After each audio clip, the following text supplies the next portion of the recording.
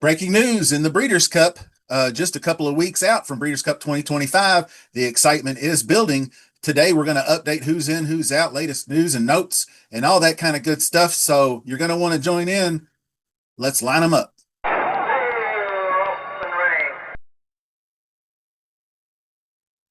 Hello, welcome to Billy Ho Sports. The Breeders' Cup is just a couple of weeks away. We are just days away from getting those early entries coming up. I wanted to take this opportunity to talk over some horses that are maybe passing on the Breeders' Cup. There's been some news, some injuries, retirements, all kinds of stuff. So we're going to just kind of take a few minutes out to cover that kind of thing, and I'll give you as much as I got. Did a lot of research on it. You know how hard it is to find news and notes on horse racing. It is the media is really just not very good at reporting this kind of stuff. But this time of year, racing definitely takes a toll on horses, especially the younger ones. So some of the top contenders aren't going to make it to Breeders' Cup 2025. And of course, we'll start with the biggest news. And we kind of all feared it after her last race in the Spinster when she didn't come out very good, that Thorpedo Anna will be retired this month. So they did all those exams, and Kenny McPeek mulled her over. Mild bone bruising, which can happen over racing time. Usually they'll give them a few months off and to let them heal up and go again, but they're going to just err on the side of retiring her and get that broodmare thing going for her. So McPeek, I'm sure is going to miss her, but it was a good decision. A little bit on the air of not wanting to ruin her legacy, I think, in my opinion, as well. I mean, Kentucky Oaks winner, Breeders' Cup distaff.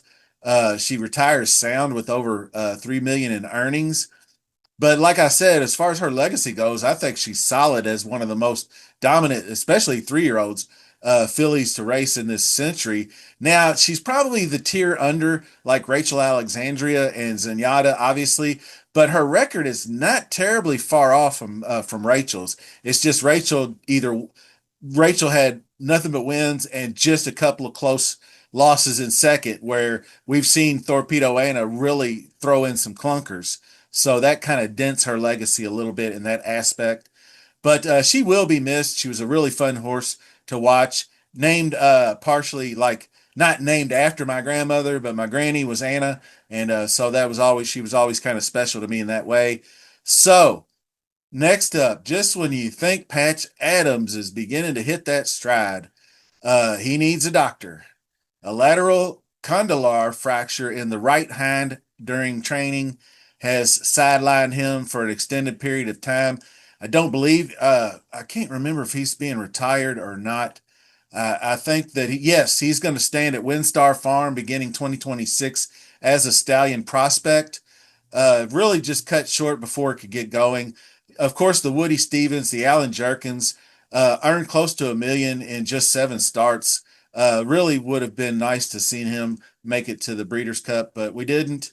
So anyway, don't forget, by the way, lots of fun subscriber contests lined up for the Breeders' Cup this year. Hit that subscribe button to get in the running. Smash that like, leave a comment to get your name in any drawings coming up. Also, all your Breeders' Cup content will be dropped into the Breeders' Cup Del Mar playlist. Give that one a look. Now, more news. Great Bookham Dano, I mentioned in a previous video, but I thought it's worth mentioning again, is skipping the Breeders' Cup this year in sort of a protest by trainer Derek Ryan. He took issue with disciplinary action against his jockey. Paco Lopez was slapped with a 6-month suspension by HISA for multiple whip rule violations. And we have noticed this, like Junior Alvarado got, I believe, dinged for extra whip usage. And now repeatedly raising his wrist above the helmet when striking a horse, I guess that's something maybe, I don't know, more egregious. But if you watch the preview video for Keeneland, you saw, enough of that anyway.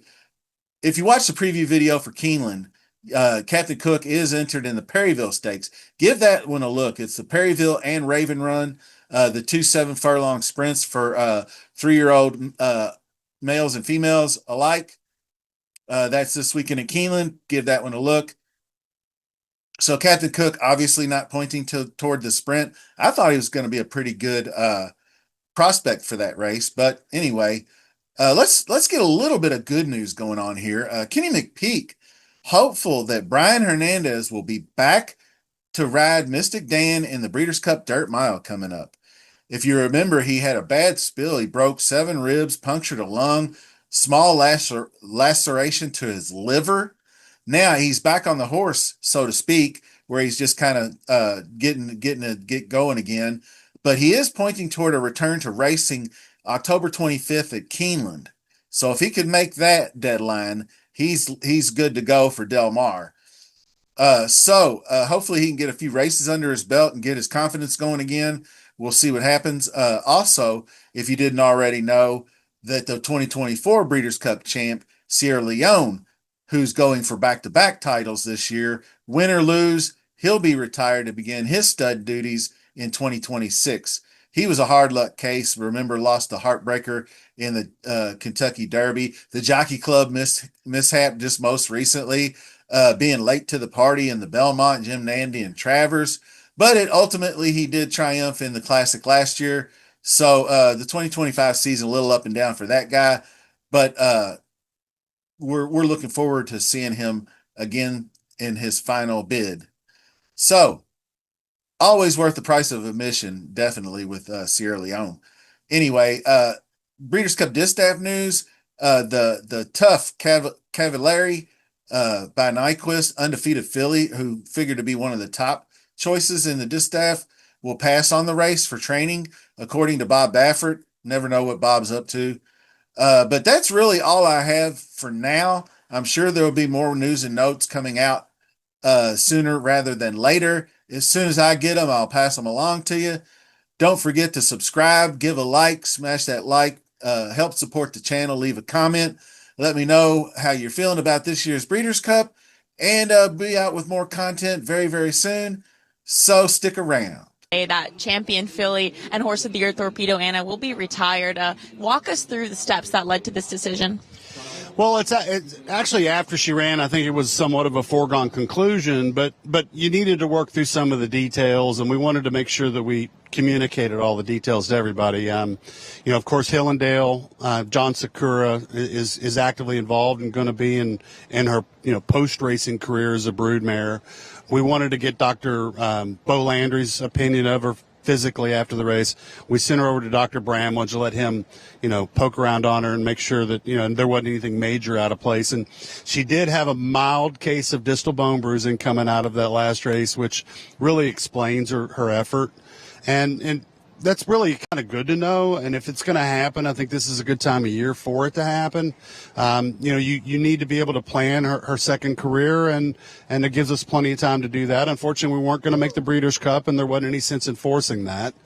And then lastly, we've been really waiting for the details on there's going to be a 20% share sold of her.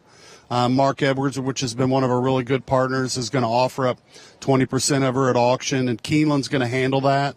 And the release that I posted on X today, or Twitter, explains some of that, and it gives people a chance to contemplate if they wanted to buy a portion of her. So I'm going to stay in. Sherry and I are going to stay in.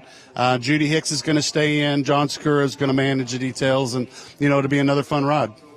Other than that 20% we can expect to see sold at auction, what should we look forward to with Thorpedo Anna's second career as a broodmare?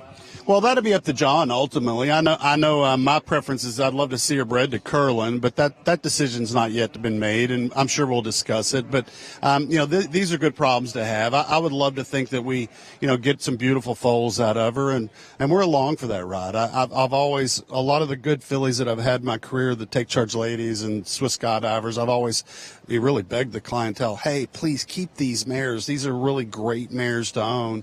And we're fortunate that we do own a small share of her, and we're gonna go on that ride.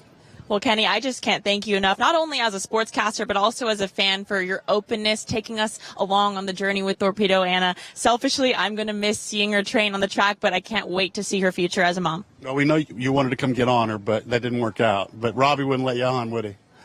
No, he told me and I chickened out, but maybe I'll come get on her in the field or something. Less pressure. Yeah, well, you do a good job. Thank you.